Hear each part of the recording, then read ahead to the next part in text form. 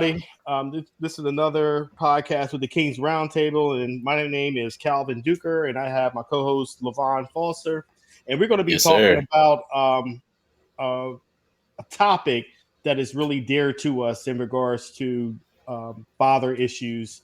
I know a lot of people can pretty much relate to this.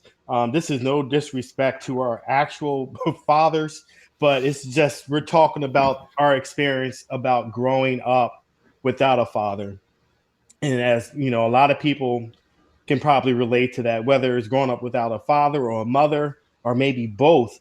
You're going to be able to see both experiences on how it affect us growing up, and also how we have overcome or still working and try to figure this thing out ourselves. So, Lavon, you want to go ahead and get started, man, just to share a little bit about your experience, to let everybody know where you're coming from. Well, I mean, hey, I would say somewhat of a typical. I was raised in a typical, single mother home. Father was absent. Mom had me at, a young age, 14, 15, or whatever the case may be. And yeah, the situation was, uh, both of them were young. My father was 14. I mean, my mom was 14, 15. My dad was like maybe a few years older than her, maybe 17 or whatever the case may be. Mhm. So, I mean, the initial aspect of it wasn't too bad because, my grandmother, well, on my dad's side, she recognized what was going on and, decided to take me in to my mom. Did what she needed to do, finish high school or whatever the case may be, or just better herself in order for her to, be able to take me on full time. Yeah. But as far as the early stuff like that, I really can't remember too much of the stuff. I just hear the stories of, my aunts and my uncles telling us, we always out Sheffield Park, out Elkton and stuff like that. So, I mean, that's about it. But, the issue was as I started growing up, I say, maybe, 6 or 7 years old, kind of like, he disappeared. It was more or less like he had other priorities. And I do have another sibling that's maybe, 2 years younger than me. So maybe Yeah. that's what he was doing, entertaining that individual, whatever case may be, stuff like that. So it more or less was, you wanted to see certain things and you wanted to be taught certain things around that age frame that necessarily your mom couldn't do it. Yeah. So, I mean, for instance, riding a bike with or without training wheels, different aspects of, just livelihood. Like that's my whole thing, Yeah. you know. And I know later on in my adulthood, I understood certain things because certain stuff was revealed to me, I mean, his addiction and him in and out of jail and different stuff like that.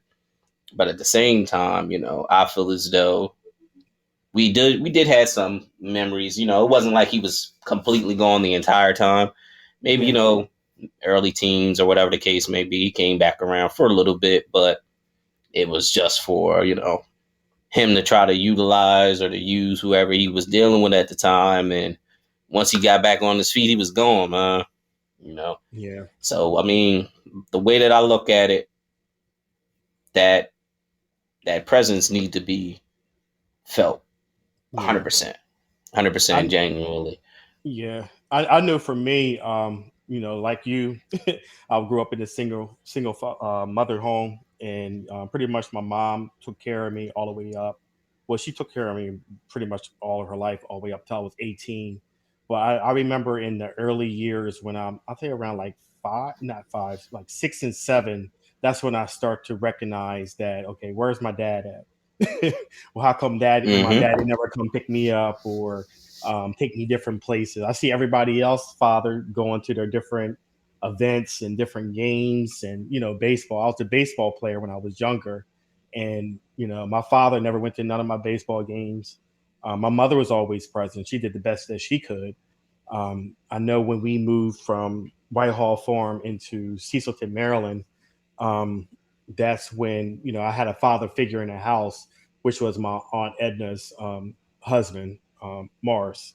and he Hmm. pretty much was like a father to me. I actually call this man daddy, because that's the Yep. only father that I know, a father example that I had at that time.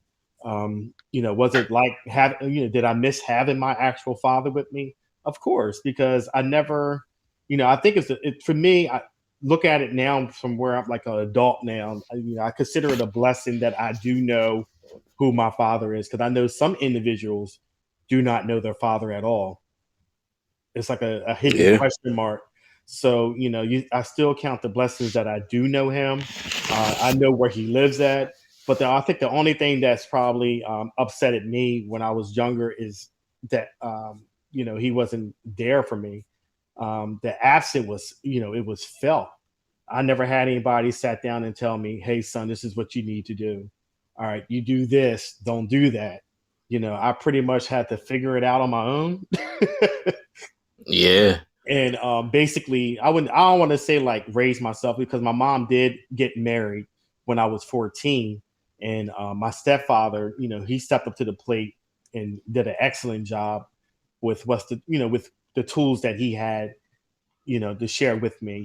He treated me right. He made sure I had a vehicle, made sure I had, took care of me, put me on his medical insurance, make sure we were straight. If I needed money, he would give me gas money for my car. He even helped me purchase my first car. And it's just sad that, as I sit back and just think about it, I was like, you know what? I don't know what my dad's favorite color is. Yeah, that's crazy. And I'm like, I don't know his favorite It's the food. tangible things you don't really know. You know what I mean? Like, Yeah, what's his favorite food? What? I mean, I guess by my experience, I'm lactose intolerant. Like, hey, are you lactose intolerant? Like stuff like that. It's just you know what makes it seem like it's the little things, but yeah, it's stuff that you want to have that initial connection. Because yeah, like you said, your stepfather came into your life when you were 14. Mine came into my life when I was about 10 or 11, and it's cool. I mean, he stepped up, he did what he needed to do, whatever the case may be, but it was never that connection, because it's like, yo, you're initially a stranger. His ultimate goal was to make sure my mom, his wife at the time, make sure that she was happy, and I was just a part of the package. yeah, So, well, me and my kid and my brother, you know what I mean. yeah, So, and that was probably with that dynamic of me seeing my brother's dad interact with him, that made it worse, what I mean, to a certain extent, because even though my brother's father is down in North Carolina, he always like reached out, school clothes, stuff like that. He would always ship stuff up here, Christmas, holidays. And my brother, he used to go, he when I used to spend my summers in Middletown, he would go to yeah. North Carolina. You know what I Oh mean? So wow. he still had that interaction, you know what I mean? And then, leading up to, in his adulthood, like my brother specifically went to the college that he went to because his dad did.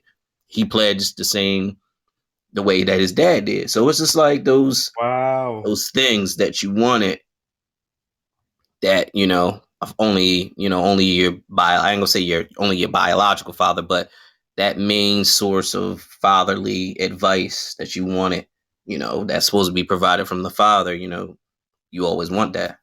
Yeah. And even when I got like even in my teenage years, can you hear me okay? Yeah. Yeah, even in my teenage years, I knew where he lived at that time. I used to always try to get around to him, even though he wasn't trying to make the initiative to come see me. I was actually trying to make the initiative to build that relationship with him, but he pretty Yeah. much didn't. To me, it just felt like he just pushed it away or didn't know Yeah. how to, receive it. So, again, not everybody knows how to be a father. There's no manual on how to do it, but one of the things that I knew when I got older, I was like, made sure I was like, okay, my kids are not going to be going through this. I make sure that I'm going to Definitely. be there for them, do different things, and just try to be the best man, best role model, best father that I can possibly know how to be, or it's just crazy. Now, in your experience, how did you work that situation out in regards to trying to be a father once you became a father? How how did that affect you? Yeah. Well, just to go a little bit back into my story, like same way you said that, you had our uncle Hmm. step up, you know what I mean, once you moved to Cecil, then I see probably roughly around that same time frame, like, 7 or 8, when I started wilding out. My mom, luckily, I don't know if they still have this program, but my mom actually enrolled me into the Big Brother, Big Sister program. And Oh. around that time frame, I was able to meet my big brother. Um, he was a cool cat, you know what I mean? College educated, very blue collar type situation. He worked for the government at the time. Like, he was that guy that gave me the workings to see, like, okay, this guy don't know me from a can of paint, and he's willing to embrace me, love me, different things like that, and show me how to, ultimately be a man. So with that being said, I kind of, even with me dealing with my personal experience and stuff, I kind of molded by, adulthood and what I thought as being a father around that aspect. Because I mean, he took me in, him and his wife, and they didn't have any kids at the time or whatever the case may be. It was just like, I just looked at it from that aspect, like try to walk in his footsteps as much as possible. Even though a lot of the stuff was temporarily, maybe, once or twice a weekend, or, I mean, once or twice a month. Up until I really started wilding out, I was like about like 8 or 9. I think I ended up living with him for about 2 years. Hmm. You know what I mean? And that was great. You know what I mean? He bought me my first dog. You know what I Oh wow. mean? And I mean, I ran that. I raised that from a puppy all the way up until he was a big guy. You know what I mean? So that just those little experiences there. He allowed me to see it. So that's why I kind of mimic my fatherly, roles, and what I want to do. I want to make sure that my kids see, me treating their mother right. You know what I mean? They really don't know the intangibles as far as what I do for work, because obviously I'm a truck driver. I can't take them with me, but they see that homely atmosphere. I always, even with the situation, like if me and my wife, I mean, we weren't together at a certain point in time, I was never absent. I mean, I always, dealt with them, hung out with them, you know what I mean? Made sure I, did my weekends, and whatever they needed, I try to provide for them, because they shouldn't have suffered because we were going through a rough patch in our Yeah. personal livelihoods, you know what I mean? So that's pretty much it, man. I try to take the experiences in the stories that I hear from my father, because I'm the oldest of between 14 and 16 kids. The number the number is not yet officially verified, but it's a lot of us. I mean, I'm closer to my younger brother. He's about, like I said, he's about 2 years, 2 to 3 years younger than me. I mean, me and him talk, I mean, on a weekly basis, different things like that. And I have my other sister that was, raised near my grandmother. So me and them are pretty close, but that's two out of 14 to 16. Oh, you know what? I'm sorry. I do have a little sister that actually has the same birthday as my son.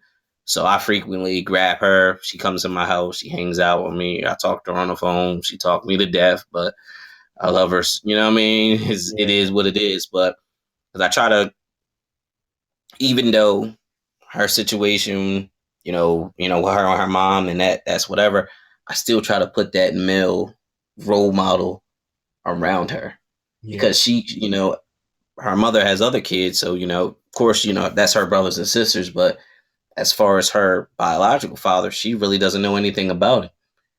Just as well as me being, 34 years old, I really couldn't tell you too much about him. I say Yeah. maybe the collective. I didn't think that's sad, man. It's so Yeah, I mean, sad. it is, like I said, to a certain extent. I don't want to dibble and dabble in his business too much, Oh no, not at but all. yeah, by him being, somewhat dealing with criminal, whatever, and then dealing with the drugs and in and out of jail, like some of that stuff obviously forced him To to not be not there. be around. Yeah. You know what I mean? But the times when he wasn't in jail or whatever the case may be, there was no initiative made. Like similar situation to you, like you said, around 12 or 13 years old, he ended up moving back to Middletown. And at that time, my sister was born. So I would go visit her, with her aunt at her aunt's house, and then I would go drive uptown and with him, and kind of like it was accepted to a certain extent until he kind of like, you being a little too needy. And it was like, I still remember it like it was yesterday, man. I went up to the apartment, just got done riding my bike from, in town up there. And then he just kind of like barricaded the door. Like I'm knocking on the door trying to get in, and I hear people walking. He's just like, shh, just he'll go away eventually type situation. I'm like, damn, Wow, like that's how man. you feel? You know what I mean? It's That's just that's it hurtful. was crazy. Yeah, you know what I mean? It's like, yo, like I mean, that right there could make you experience rejection. You know? exactly. Oh Oh my. man, that's just I felt like shit. You know what I mean? I did. It's like, yo, you just going like I'm a bill collector or something. Like, yo, what is going on? But um, like I said, it was a hurtful experience, but at the same point, it was like, you know what? My I, goal is when I have my own son or my yeah, own children, for them not to feel that way. and I it don't want seems them to. and it seems like we go out of our way to make sure that they won't experience that type of hurt. I know with me, Yeah. when I used when I was like a little boy, I say around like 7 or 8, I used to call to Middletown to my dad's house and ask him to come pick me up. And he used to say, Mm-hmm. "Yeah, I'm gonna come pick you up. I'm gonna come get you. You can stay the weekend with me." So I got my little suitcase together. My mom packed my stuff Oh up, and man. and I sat it. I sat and waited all day for him to come, and he never came and got me. At night too. Same with And me, then man. It's then well, I was like, well, I guess. also. Then she called, and my grandmother was like, "No, he's not here. He's already out." This is before cell phones, so you couldn't get a hold of anybody Mm-hmm. unless they were home. But it's just, I mean, that right there, that's when I started to feel the rejection. Like, why does he don't want me? And then another thing is that he used to take my other siblings fishing. Take, you know how far Middletown and Cecilton is from? It's like a less than a 5-minute drive. And he Mm-hmm. never he never took the initiative to come and pick me up for me to experience that. So I Yeah. never experienced the fishing trips. My other siblings had, but I never experienced the fishing trips. I never experienced that one-on-one or going to the restaurant, sitting down, have a conversation. Only thing I just know this guy is that he's my father. According to what I believe in and everything, you honor your mother and your father, or your days will be long. But at the same time, I'm like, how can you honor someone who's not really there for you? Yeah. I was really angry, man. And then Oh yeah, I've dealt with that anger stage as well. I'm telling you, I partied hard, didn't care, Mm-hmm. didn't care. Doing guys know what, didn't care. But at the same time, is that like now that I have kids of my own, I just want to make sure that I'm there for them. Make sure that I'm there for the birthdays. So he was never at none of my birthday parties, none. And I was sitting Okay. there thinking about that tonight because tomorrow's my oldest daughter's birthday, and we took her out to eat tonight. And I was just sitting there reflecting, with like, wow, I never had this experience with my dad. Yeah. you know, Yeah. so Me neither. so you always constantly creating. You want to create good, positive memories for them, but it's hard. I don't know. You probably know what I'm feeling. It's like it's hard to Yeah. be something that you never had. So Yeah. you're trying to do It's this it's new the thing it's that the best way you can. it's the blind leading the blind aspect. And then it's like, oh God, I hope I'm doing this right. And then Yeah. then it's been other times where I have been a father figure to those who don't have a father. So they look Mm-hmm. up at me as a father figure. It's like, okay, I never did this. I figured out pretty much everything on my own by the grace of God. but Hey, it's just a weird place to be in, and I think you probably experienced that as well. yeah, definitely. You know what it is? It's not even necessarily the like I said, the father aspect, because my wife does she deals with it with the mother aspect as well, because she lost her mother at 9 years old. So she's still, by her having a daughter and how she was raised, she's still trying to navigate throughout the world and stuff like that to see if she's doing it right. But like I said, being a parent is trial and error. There's no guidelines, there's no cheat codes. It's just Yeah, you try to do what's the best interest for the children, even though 9 times out of 10 they won't understand. yeah. They just have to roll with the punches, But and one thing, that's sorry to cut you off, but I know one thing that I have learned not to do with my kids is don't make any false promises that you can't keep. So I won't hmm say anything. I might be planning something. You're like, hey, I'm thinking about taking the kids here, but let's not say anything until just in case something were to fall through. I don't want to set them up for disappointment because I've been through that definitely. disappointment, and I don't want them to experience the letdown. Yes, things like Yeah. things happen, different things happen. You can't control. I do understand that, but for me, I think when they're at the beginning stages of growing into their from their childhood to the teen years, I think it's real important for you to for I know for me to make sure I keep my promises and not to break anything because Yeah, I definitely. and I know when they get older they were like, well, Daddy pretty much he did a lot of stuff with us, but a lot of times I couldn't do certain things because I may not have the finances at that time, but they didn't know about it because I never told them. Yeah, I got you. Yeah, and that's the thing.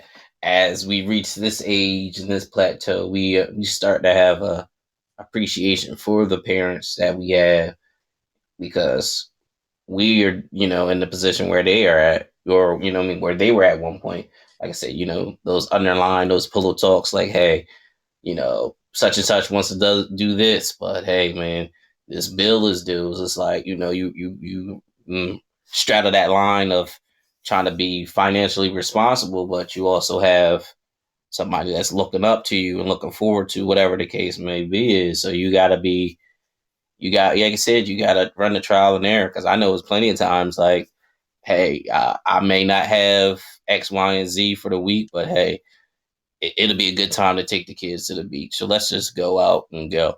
You know what I mean? And as with the society does now, they make it seem like you have to have this big extravagant type situation. But lo and behold, like, my kids were, even currently now, they were cool with just going up to like the Brandywine Park and playing in the creek, man. It was a Yep.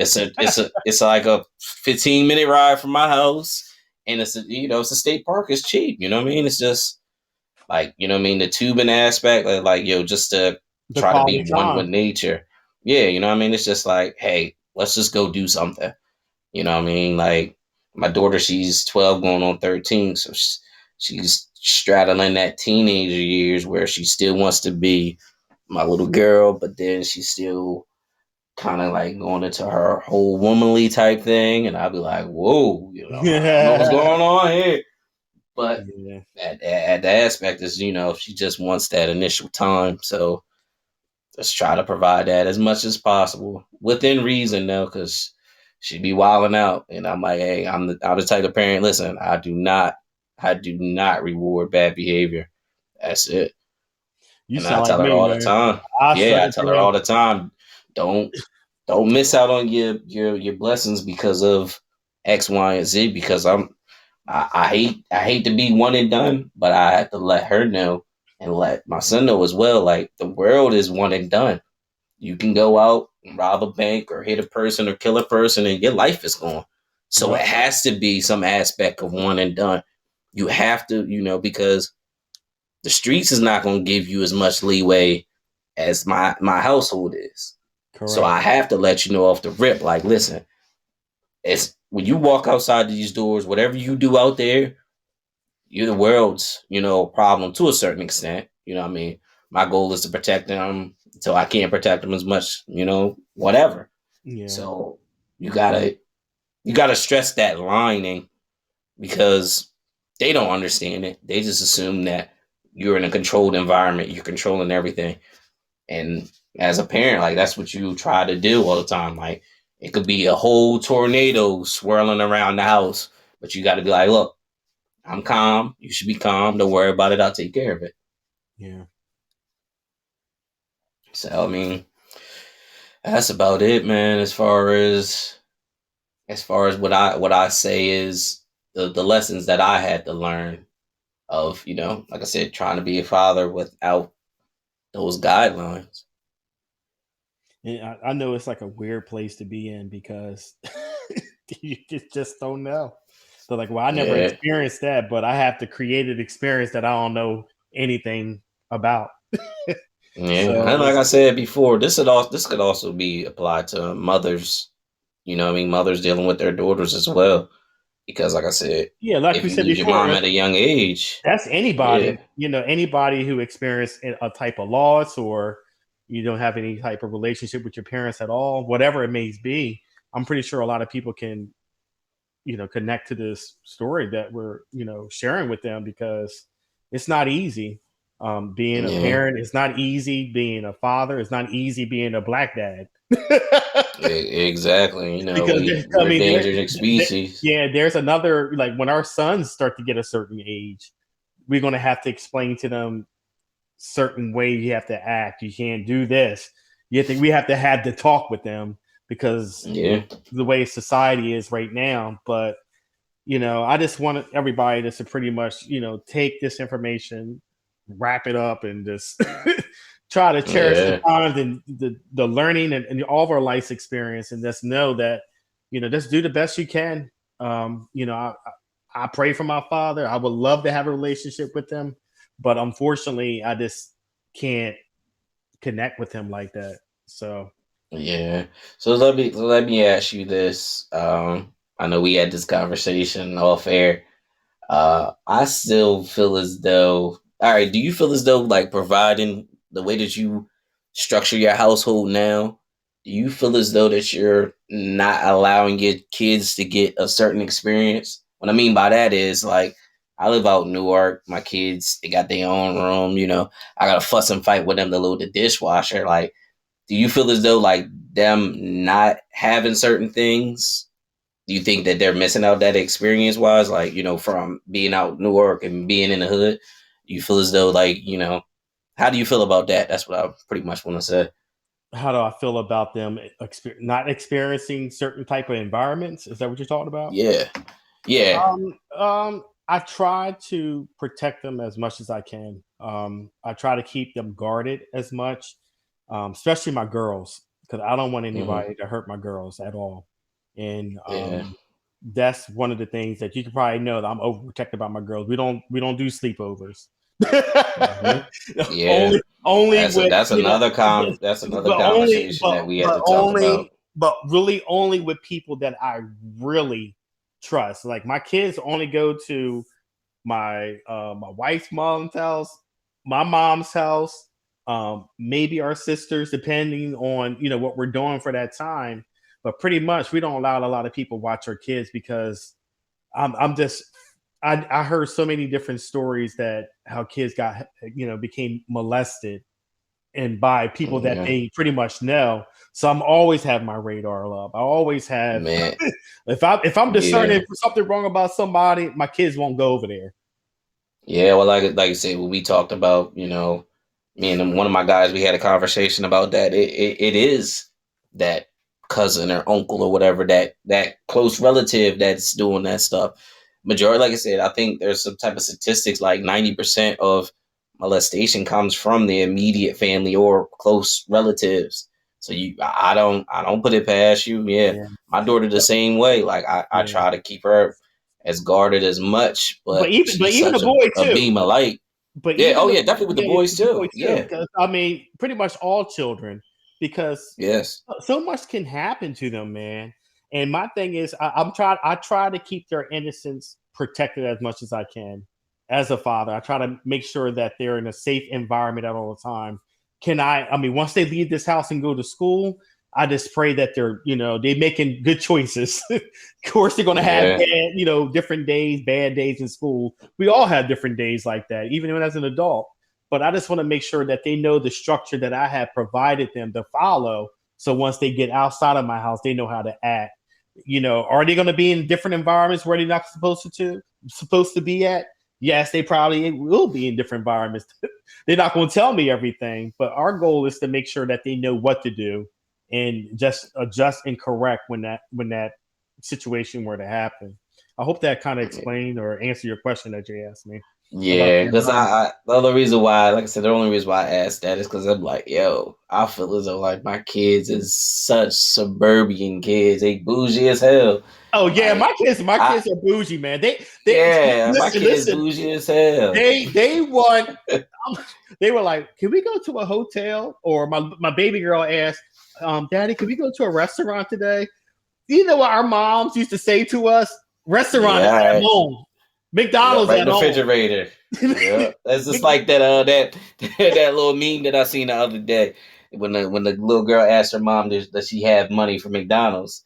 She was like, "Yeah, do I got money for McDonald's? What about that $25 that grandma gave me for my birthday?" They like, I've been in that position as well, but like, man, McDonald's Yeah, is at the crib, bro. Like, but yeah, see, that just comes from the aspect like you realize now as you being that parent in that position, like, hey, at that point in time, that McDonald's, that $10 or $15 you could have spent on that one specific meal could potentially feed you for 2 days. You know what I mean? You can grab you correct. $10 worth of ground beef and $5 worth of noodles, and hey, you got spaghetti for 2 days. But Like, we wasn't thinking about that. We wanted a Happy Meal, yeah, bro. yeah, you wanted We want that a quick toy. sensation.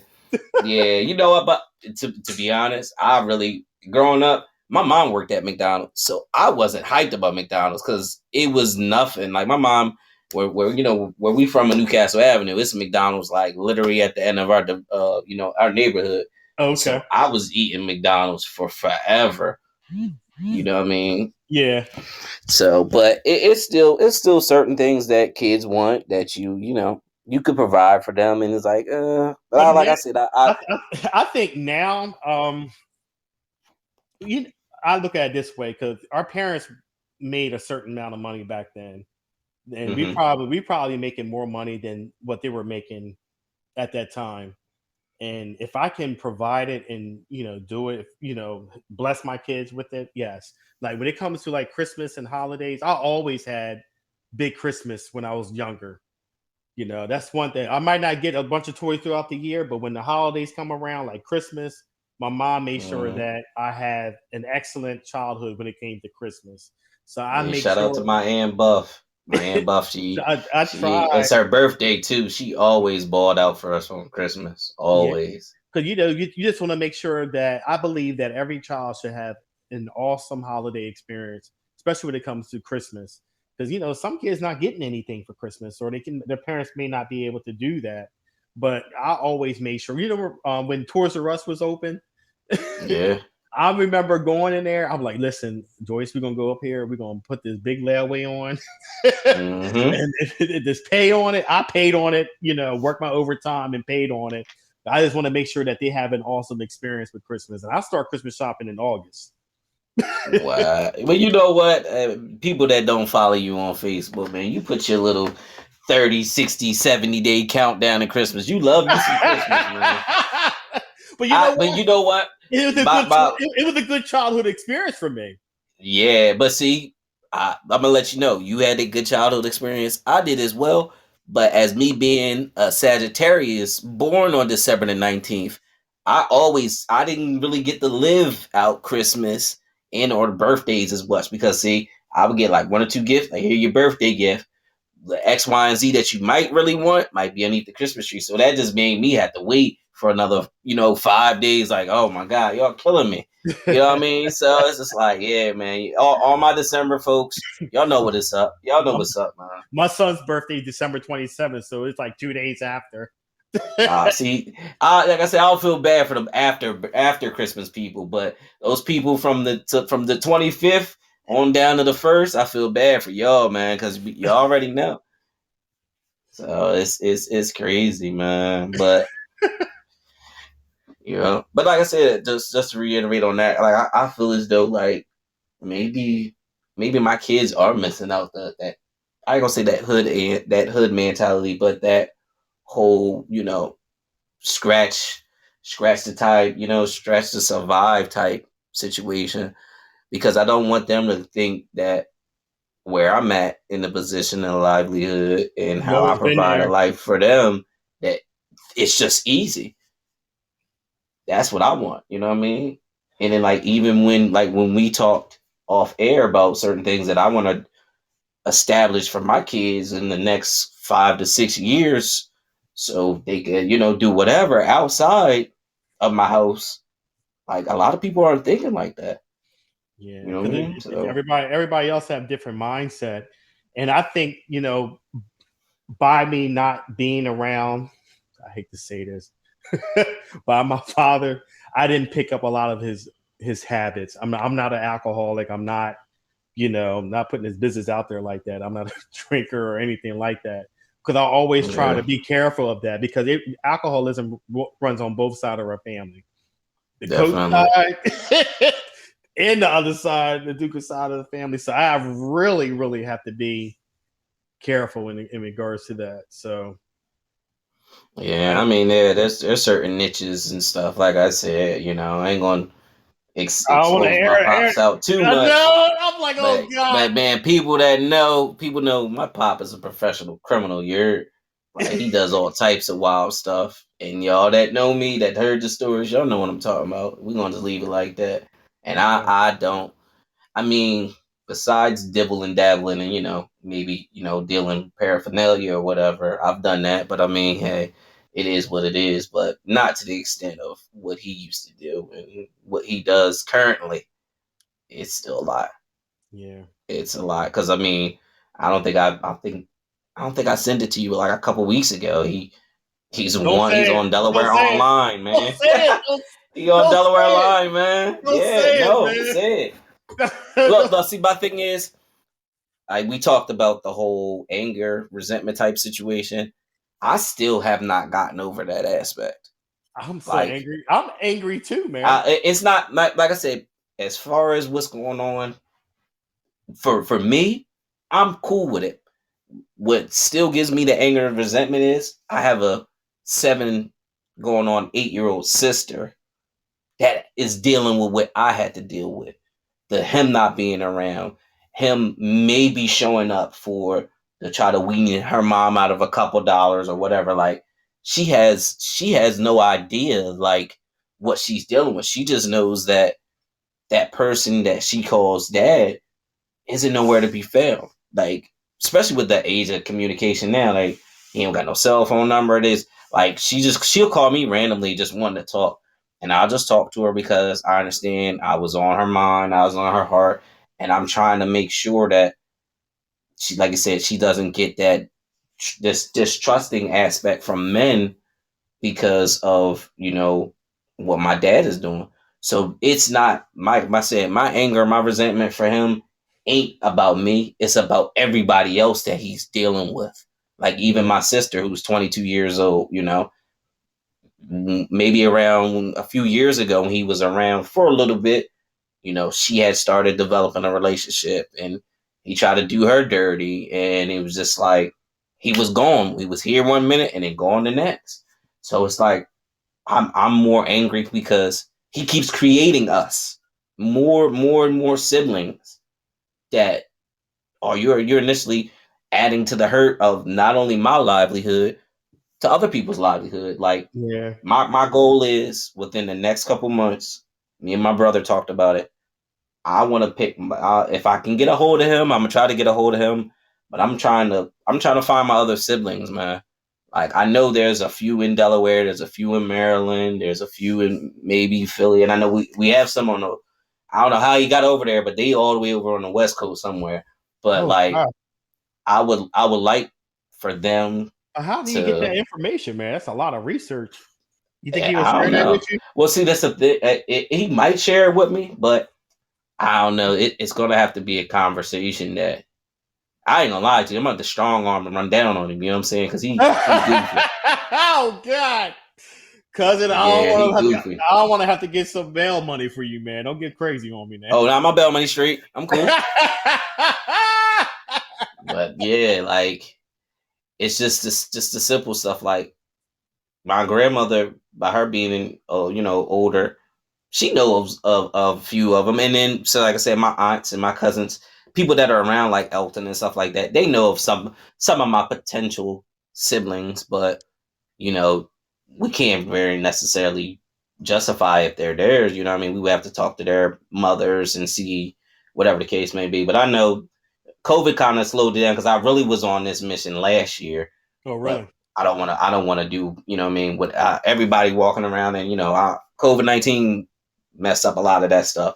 But this summer I said, listen, with people dying left and right, I'm definitely trying to reach out to my siblings. I want my kids to be able to see and not only just my kids, but them themselves. Like, hey, you have siblings out here that care for you. We may not necessarily know about you, but hey, what's a better time to start than now? Yeah. So that's what I want to do. You know what I mean? And like I said, that's where my resentment comes from is because this nigga still having kids, yo. My grandmother told me it's a possible baby out here under a year old. Like, come Ooh, on, man. good And, God. somebody don't shoot his nuts off already.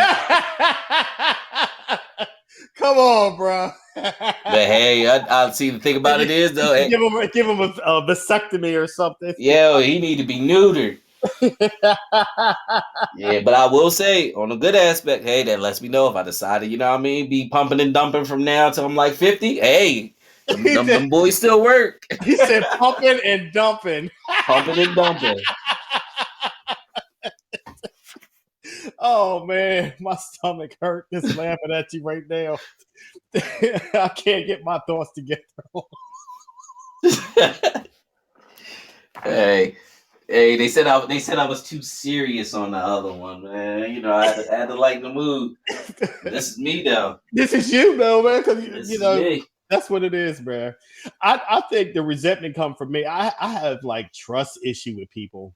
I think that I don't trust people like Yeah, neither do all the I. way. I have like a defense mechanism. If you cross me one time or do something crazy to me, you know what? I I forgive you, but I don't mess with you no more. Yeah, I and forgive you. that's hard. That's I hard because you I can't for, turn it off.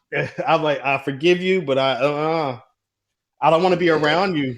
As soon as you do something crazy to me or something like ignorant or something like that, I cut you off because I think I'm like trying to protect that little boy still. yeah. It's crazy programming, but you're programmed that way. I'm that way too. And then, like I said, not only that aspect, just to dibble dabble a little bit more in my personal experience. I suffer from separation anxiety dealing with women because of yeah, my mom was around, but there were certain times where she was unable to take care of me. So Yeah. I had to go live with my auntie. I had to go live with, my grandmother. I bounced around for a while. So that also creates a different thing. It's like at one point in Survival. time, It's like survival mode, right? I don't have him at all. And then at certain point in times I don't have her. So it's just like, damn, I'm just out here by myself. You got to So yeah, defend for that yourself. yeah, you know what I mean? And I mean, I think that's probably the reason why I'm such a workaholic because I refuse to struggle because I yeah, know I don't have a lot of people that could be able to help me. So I always have to exactly. be ahead of trying to take care of myself and my family. At the end, I think that's any Hmm. man's responsibility, regardless of sacrifice. But I think it's even Exactly. more. I think the drive is even more because I have a family now. You know what I mean? So Yeah, I just hope once my kids get old enough to understand that they understand that sacrifice stuff. Like I see it as like I said, my parents and me becoming a parent now. We shelve ourselves all the time in the greater good of our children. we do. You know, what I mean, it's like we just put whatever our dreams and whatever our goals is, we put it on the back burner to make sure they got what they need. Yeah, that's true, man. But even when it comes to like my music and stuff, I'll make sure that my household is taken care of first before I start working on another project. Yeah, I I mean, it's got you. not that I have to, like people like, oh, just follow your dreams. No, I got people I have to take care of and feed. I can Yeah, make sure my bank account look right before I do anything, and my yeah, schedule and everything else. So it's just amazing how we're like programmed at an early age of survival mode. yeah. Well, I mean, hey, that's not Is it just what you us, call man. it? Don't they call it like flight or what is it? Flight or I forgot that word. Fear flight, I think that's what it's called. Fear flight Something or like try to that. you Yeah, protect yourself. I don't know. yeah. I get I'm the not for sure, but that's not. It's not just man. It's just the black community in general. We we've been tortured and tormented for X amount of years, but by our oppressors, as we say. But then again, like we're also so torn and undivided amongst the black community. We have resentment towards each other. It's just a whole bunch of stuff. And maybe that's another topic that we'll do because I don't want to get off the topic too much. But we yeah. definitely gotta. I mean, you know what? I've heard hundreds of podcasts, hundreds of hours of podcasts of people talking about what the black community should do, and we still ain't getting with it. We still not getting with it at all, man. Because we want But to turn up. yeah, we want to turn up, but like I said, as like I said, it's just that programming. We were programmed to be the survival of the fittest, and if you're not helping me get to where I get, and man, I ain't messing with you. Keep it moving. Oh man. So do you have any final words for the people? No, man, we do appreciate. Like I said, we appreciate the numbers that we're seeing on YouTube. Oh, you know what I mean? 30 you guys, we appreciate y'all. We understand that last one was a little lengthy because, we got sidetracked with a few conversations, but, we reeled it in with this one as much as possible. And, if you guys have any suggestions, if you guys want to reopen up this conversation of father issues, because I would really like to hear from a woman to say like how much different as it is to try to be that little girl that doesn't have a mom to being a mom herself. You guys want to do a live situation, follow our Facebook page, comment on YouTube. You guys have the email address as well. Let us know. I mean, you guys want to open up open dialect, I'm cool with that as well. And beyond that, like I said, we just appreciate everybody supporting us. Yeah. Um, you pretty much wrapped it up, sir. Hey man, try to do what I can do. I know that's right. But all right, everybody. We just want to thank everybody for joining in today, and stay tuned to the next podcast that we're going to be sending out soon. All right, Lavon, I'm signing out, man. All right, man. We'll holla at y'all, yo. All right.